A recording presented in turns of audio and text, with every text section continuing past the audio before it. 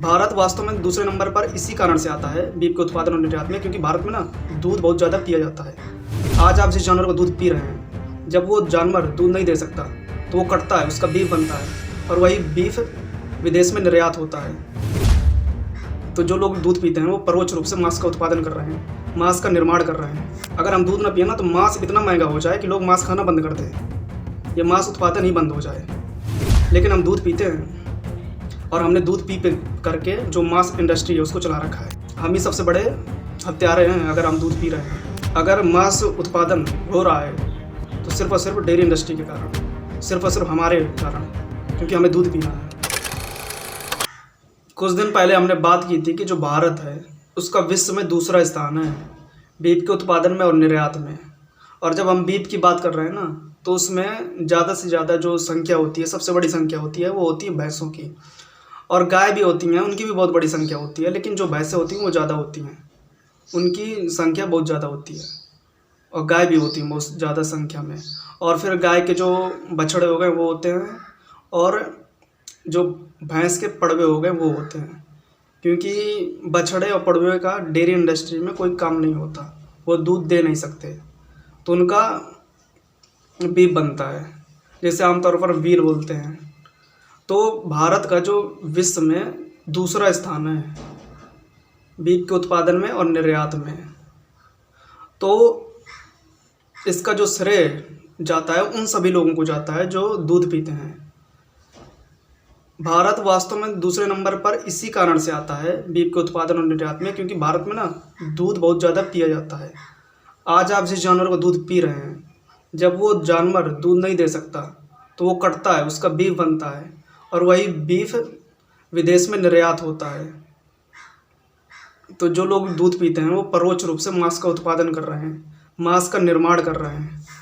वास्तव में अगर हम दूध पीना बंद कर दें ना तो जो ये मांस का उत्पादन है, जो ये मांस उद्योग है, जो स्लॉटर हाउसेस हैं, ये सब बंद हो जाए। क्योंकि दूध पी पी कर ना हम जो मांस है उसको सब्सिडाइज करते हैं, हम मांस को सस्ता कर देते हैं। वास्तव में मांस की कीमत इतनी नहीं है जितने में वो मिल जाता है। अगर हम दूध ना पिए ना तो मांस इतना महंगा हो जाए कि लोग मांस खाना बंद कर दें, ये मांस उत्पादन ही बंद हो जाए। लेकिन हम दूध पीते हैं और हमने दूध पी करके जो मांस इंडस्ट्री है उसको चला रखा है, स्लॉटर हाउसेस को चला रखा है। अब समझो कैसे।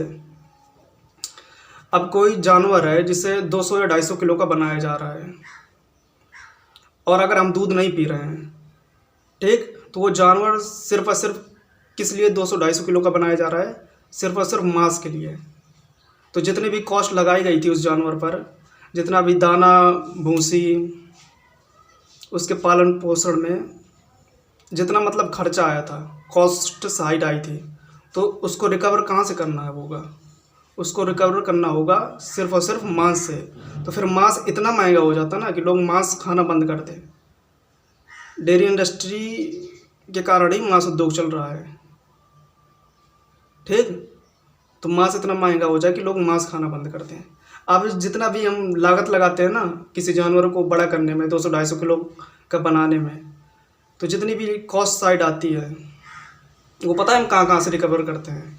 पहले तो हम रिकवर करते हैं दूध से, लेकिन दूध से पूरी रिकवर नहीं हो सकती, तो फिर हम बाद में करते हैं मांस से, उसके चमड़े से, उसकी हड्डी से। और मांस और हड्डी में 50 तरह के केमिकल्स पाए जाते हैं, वहाँ से रिकवर करते हैं। अगर जो कोई भी गाय पालक है या जो गाय भैंस का मालिक है, उसमें एक बंदिश लगा दी जाए, शर्त लगा दी जाए कि तुम गाय भैंस से दूध ले रहे हो तो ले रहे हो, चलो ठीक है, लेकिन जब तक गाय या भैंस प्राकृतिक मृत्यु नहीं मरती तुम उसे बेचोगे नहीं कटने के लिए। तो वास्तव में जो दूध का दाम है ना वो बहुत महंगा हो जाए। वास्तव में हम सस्ता दूध है, जिस भी रेट में हमें दूध मिल रहा है 60-70 लीटर में, वो मिल ही इसी कारण से रहा है क्योंकि बाद में जो वो जानवर है उसका स्लॉटर होता है निर्मम तरीके से।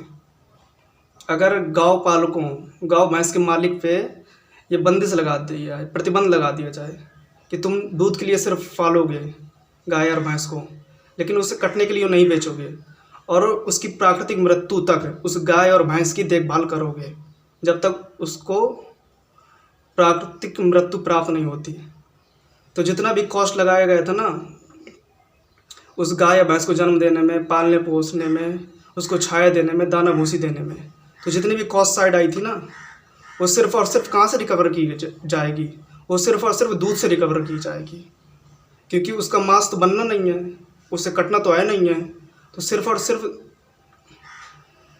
दूध से रिकवर की जाएगी। तो दूध का दाम बहुत ऊंचा हो जाएगा। तो दोनों, जो मांस है वो दूध को सब्सिडाइज करता है, जो दूध है मांस को सब्सिडाइज करता है। तो जो लोग चाहते हैं ना कि ये जो मांस इंडस्ट्री है, बीफ का जो उत्पादन है वो बंद हो, तो सबसे पहले हमें दूध बंद करना होगा। हमने ही दूध पी पी करके जो मांस का उत्पादन है उसको बढ़ा रखा है। हम ही सबसे बड़े हत्यारे हैं अगर हम दूध पी रहे हैं। तो समझना होगा ये दोनों इंडस्ट्री ना, दोनों का संबंध चोली दामन का है। अगर मांस उत्पादन हो रहा है तो सिर्फ और सिर्फ डेयरी इंडस्ट्री के कारण, सिर्फ और सिर्फ हमारे कारण, क्योंकि हमें दूध पीना है।